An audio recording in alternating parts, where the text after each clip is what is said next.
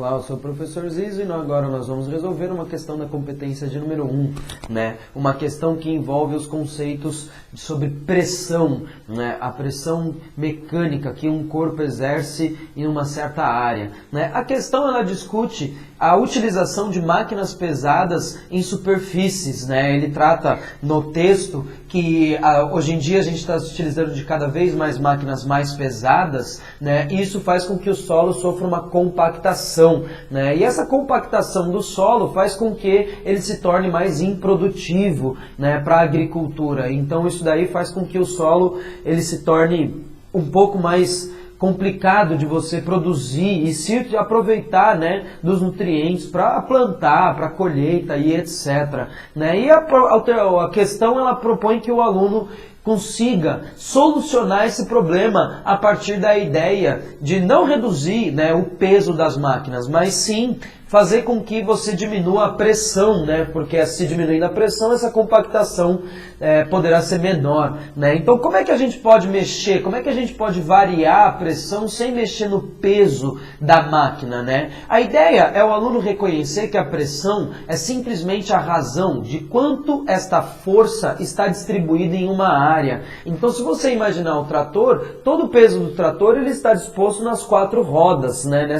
Nessa área que compete a largura do pneu. Então a ideia, como é uma proporção de quanto da força está distribuída em uma área, se porventura nós aumentarmos a área do pneu, essa força estará distribuída numa área maior, fazendo com que então a pressão seja menor, né? Como por exemplo, né, provavelmente você já deve ter visto ou na TV ou então ao vivo mesmo, aquelas pessoas deitadas em câmaras de prego, né? Aquela pessoa não sofre mal nenhum, né? Ela não é perfurada pelo prego. Isso porque ela está, né, ela está deitada numa cama que possui uma série de pregos, ou seja, todo o peso dela não está distribuído em um único prego, mas sim numa área muito grande. Isso faz com que a pressão seja bem pequena, a ponto de não conseguir perfurar, né, o faquir, né, a pessoa que está deitada na cama de pregos, né? Outro exemplo bem comum, que provavelmente você já deve ter visto na TV ou na internet, são as pessoas que furam coco,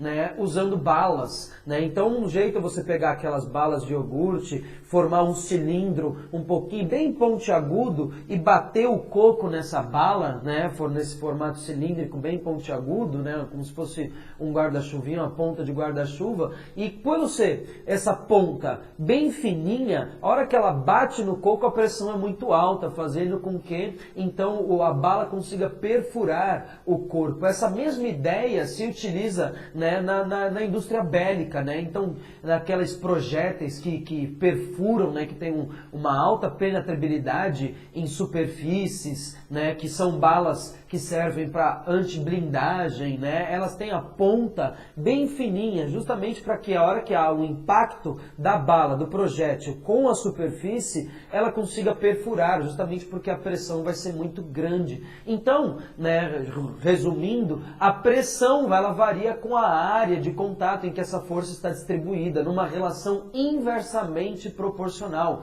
Quanto maior a área, menor a pressão. Quanto menor a área, maior a pressão. Então, resolvendo a questão, uma das formas de fazer com que a pressão seja menor, né, para diminuir essa compactação do solo, é justamente você aumentar a área dos pneus, né, portanto, fazendo com que eles tornem-se mais largos. E essa ideia, ela está justificada na alternativa A, em que fala que os pneus têm que ser mais largos, reduzindo assim a pressão sobre o solo. Então essa é a justificativa certa, né, que faz com que, de fato, diminua a pressão, fazendo com que o solo não seja tão compactado.